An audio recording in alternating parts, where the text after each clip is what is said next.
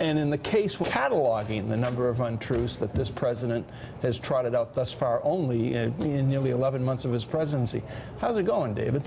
Well, we actually need a whole team of people to do it. It's not just me, and it takes a lot of time.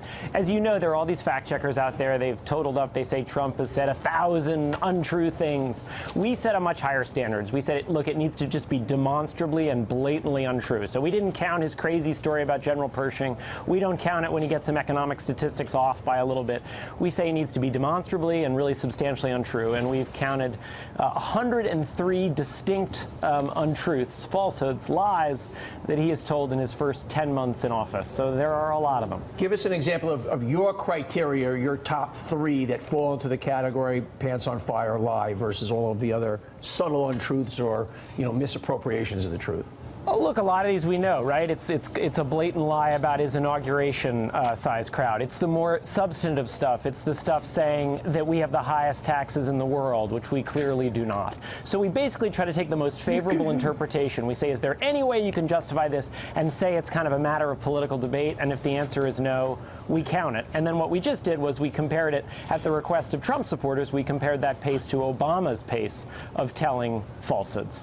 So, Tim, you read this piece with such intrigue that you sat down and wrote a rebuttal to the New York Times piece. I did, and I did not question the premise of the piece, that Donald Trump is an exceptional, extraordinary liar, even among politicians, and certainly compared to Barack Obama. But I don't think it's a proper use of sort of data journalism to say we're going to count up these lies. And part of the way I think, because I don't think they actually are counting the lies. I looked at the New York Times list, a very short list of Obama lies, and the first thing I did is I searched for my favorite Obama lie. In his first State of the Union, he said, "We have excluded lobbyists from policy-making jobs," which is one of his campaign promises.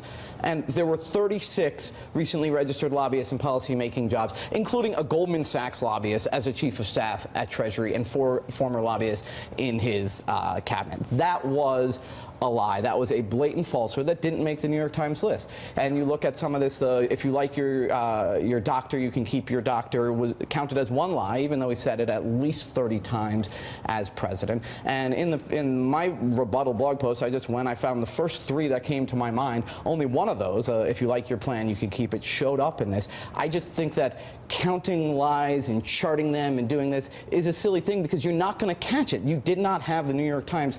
David Leonhardt and your team of journalists did not go through every single statement the president made, and you missed a bunch of Obama's lies. So again, I agree Trump's a much bigger liar, much more falsehoods, accidental and intentional, than Obama. But why didn't you have in there, if we have excluded lobbyists from policy-making jobs? Wasn't that a significant, clearly false statement?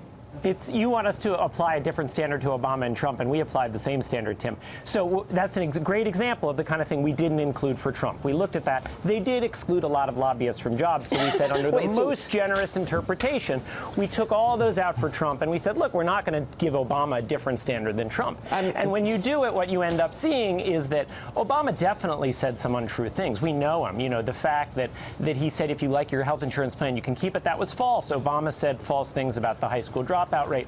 But when you compare the same standard for Obama and Trump rather than doing different standards, you just end up seeing that the two of them are not close at all. I think you don't have a Trump standard. Just tells many, many more untruths than Obama does. I agree with that, but I don't think you have a standard for Obama. If when he says, we have excluded lobbyists, that counts as true because there were some lobbyists who didn't get hired. That's the parsing that the Obama White House gave me when I asked them about it 7 years ago. Oh, and no, look, if you wanted us to do a different, if you could find ones that we excluded from Trump that were similar to that or included for Trump, I agree that would be fair. But there are dozens and dozens of the ones just pushing. That's clearly false, but we didn't include it because under the most generous definition, you could see someone defending it. So we did the same standard for Obama and for Trump. And you're right, you could say, look, these 10 things about Trump you should have included, and these 10 about Obama you should have included. But when you do the same standard, you really see there's no comparison between the two of them. But Tim, just to underline, you can see that Donald Trump exaggerates far more than President Obama did. Than any politician I've ever seen in my life, yes. Yeah. Right. He said that.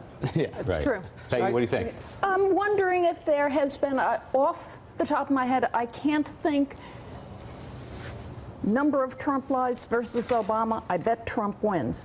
But has Trump had an equivalent in terms of policy impact and implications of if you like your doctor, you can keep your doctor. If you like your plan, you can keep your plan. That strikes me as the biggest political lie of the past 10 years or so. What about the tax bill?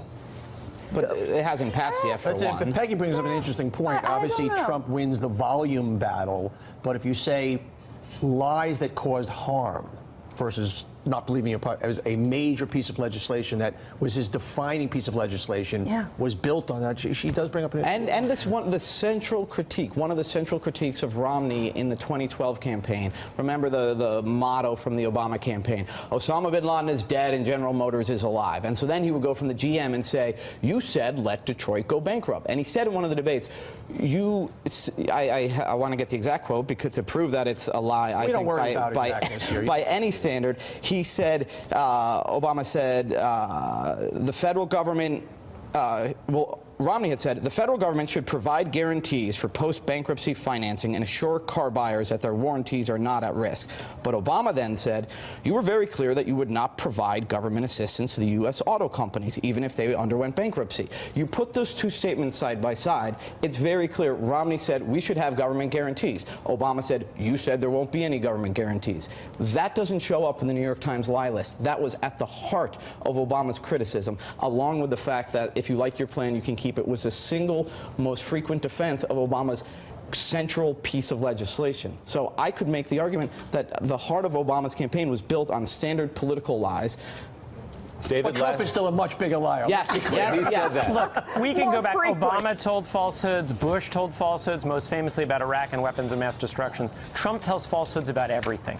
He lies about the crime rate. He lies about immigration. He lies about where Barack Obama was born. He lies about how taxed we are as a nation. He lies about what his health care bill would do. And so I don't think Trump's lies are just the sort of off-the-cuff funny stuff about what someone said. They very much are about policy, and they're central to his strategy. To me, the main difference is this. When George W. Bush was made aware of something he said that wasn't true, he stopped saying it. When Barack Obama was made aware of something that wasn't true, he stopped saying it. People could argue about it, but blatant untruths, they stopped. What Trump does is he tries to discredit the people who are pointing out his falsehoods, whether those people are FBI agents, CIA agents, federal judges, scientists, you name it. And I think that's really dangerous to our democratic culture.